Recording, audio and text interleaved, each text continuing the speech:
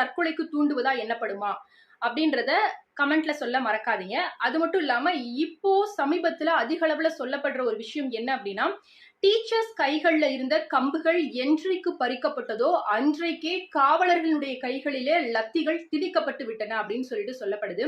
So அதே மாதிரிதான் இன்னும் வந்து பாத்தீங்கன்னா ஒரு பெரிய பொசிஷன்ல இருக்கிறவங்க நம்மளை விட மூத்தவங்களா இருக்கவங்ககிட்ட போய் நம்ம கேட்டோம் அப்படின்னா, எங்களோட டீச்சர்ஸ் எல்லாம் கம்பை எடுத்தாங்கன்னா உடையிற அளவுக்கு நாங்க அவங்ககிட்ட அடி வாங்கியிருக்கோம், அவங்கன்னா எங்களுக்கு அவ்வளவு பயம், அவ்வளவு மரியாதை, இந்த மாதிரியான நிறைய விஷயங்களை சொல்றதை கேட்டிருக்கோம்.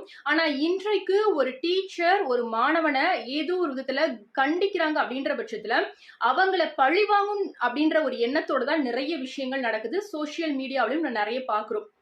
சோ அந்த மாதிரி தான் ஒரு இன்சிடென்ட் நடந்திருக்கு. என்ன அப்படின்னு பாத்துட்டீங்கன்னா, ஒரு மாணவன் மீதாக கொடுக்கப்பட்ட புகாரின் அடிப்படையில அந்த ஒரு டீச்சர் என்ன பண்றாங்க அப்படின்னா, அந்த மாணவனை திட்டுறாங்க.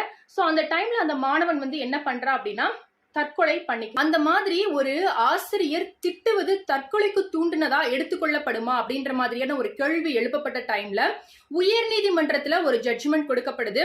மேபி அவங்க திட்டினதாலதான் அந்த பையன் வந்து மனம் உடைந்து இந்த மாதிரியான ஒரு விஷயம் பண்ணிட்டா அப்படின்ற மாதிரி சொல்லப்படுது. ஆனா உயர் நீதிமன்றத்துல கொடுக்கப்பட்ட அந்த ஒரு தீர்ப்பை உச்ச நீதிமன்றம் நீக்கரவு செஞ்சு உத்தரவிடுது, அதாவது டிஸ்மிஸ் பண்ணுது. ஒருவரை திட்டுவது அப்படின்றது அவரை தற்கொலைக்கு தூண்டக்கூடிய ஒன்னா இருக்காது. அது மட்டும் இல்லாம எந்த ஒரு சாதாரண மனிதனும் இந்த மாதிரியான விஷயங்களை யூகிச்சு கூட பார்க்க முடியாது. நாம அவனை நல்வழிப்படுத்தணும் அப்படின்ற ஒரு நோக்கத்துக்காக தானே அவனை நம்ம திட்டணும். அவன் எதுக்காக அப்படி செஞ்சுட்டா அப்படின்ற ஒரு உள்ள குமுறலோட தான் அந்த டீச்சர் கூட இருப்பாங்க. அவங்களுடைய மனதுல நாம திட்டுவதன் மூலமாக அவன் தற்கொலை செய்து கொள்ள வேண்டும் அப்படின்ற ஒரு நோக்கம் இருந்திருக்காது அப்படின்ற மாதிரி உயர் நீதிமன்றத்துல கொடுக்கப்பட்ட அந்த ஒரு உத்தரவை உச்ச நீதிமன்றத்துல நீக்கிட்டாங்க, அதாவது டிஸ்மிஸ் பண்ணிட்டாங்க.